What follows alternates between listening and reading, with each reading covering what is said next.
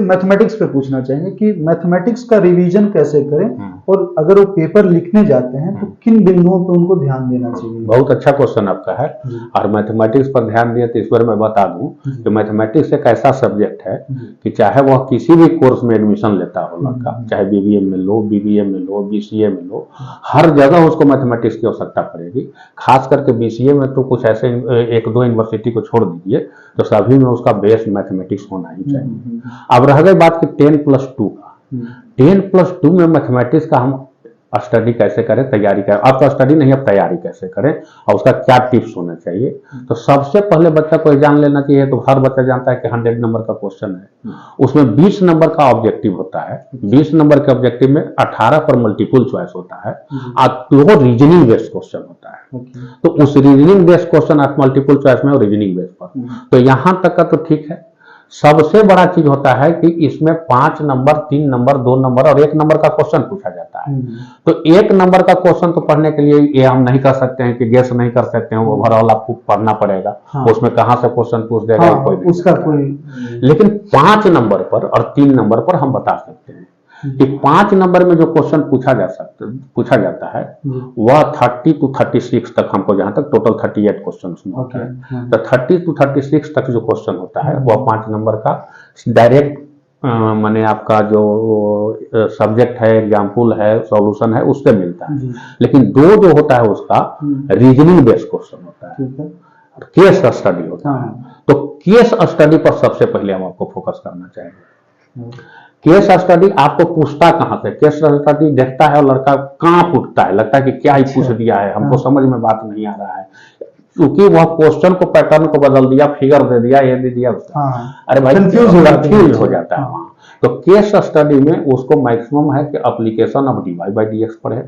एक case study matrix से बन सकता है उसका, एक case study area bounded curve से बन सकता है, एक केस स्टडी लीनियर प्रोग्रामिंग से बन सकता है। केस स्टडी जब भी बनेगा डिफरेंशियल इक्वेशन से बन सकता है, जो बड़ा चैप्टर है। तो 4-5 चैप्टर के मुश्किल से उसका जो फैक्ट है, उसको जो कंसेप्ट है, केवल उसको संभाल ले तो हम समझते हैं कि केस स्टडी उसका आसान हो जाएगा। रह गई 5 नंबर के क्वेश्चन की बात। तो 5 नंबर के क्वेश्चन में एक मैट्रिक्स से क्वेश्चन आता है जिसका आप लीनियर इक्वेशन कहते हैं। लीनियर इक्वेशन से XYZ का वैल्यू निकालना है। ये बहुत ही आसान क्वेश्चन है, इसको अगर लड़का आसानी से कैच कर सकता है।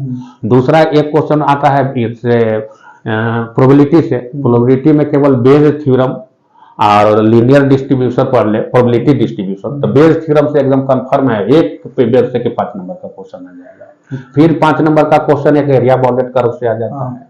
फिर 5 नंबर का क्वेश्चन एकदम फिक्स है कि इसी से आना ही आना है। तो सभी को छोड़कर अगर उसको पढ़े तो मिनिमम जो 50 to 60% मार्क्स है वो आसानी से कवर कर सकता है। लेकिन अगर 100% मार्क्स लाना है तो उसको ओवरऑल सब पढ़ना है, सारे चीजों को पढ़ना है। लेकिन अगर मिनिमम जो है अभी से भी तैयारी करें तो अच्छा। दूसरी चीज है कि बच्चे क्या करते हैं कि डिफरेंशिएशन और इंटीग्रेशन पर ही अपने आप को समझते हैं कि मैथमेटिक्स का तैयारी कर लेते हैं, जबकि मेजर पार्ट जो होता है वेक्टर होता है, 3 डायमेंशनल ज्योमेट्री होता है, प्रोबेबिलिटी होता है, प्रोबेबिलिटी के बाद लीनियर प्रोग्रामिंग होता है। लीनियर प्रोग्राम से फिक्स है 5 नंबर का क्वेश्चन, इस पर बच्चा ध्यान नहीं देता है। तो जो बच्चे इस पर ध्यान नहीं देते हैं, समझते हैं कि इंटीग्रेशन डिफरेंशिएशन से कर लिए तो हमारा मैथमेटिक्स का तैयारी हो गया, वो बहुत बड़ी भूल है।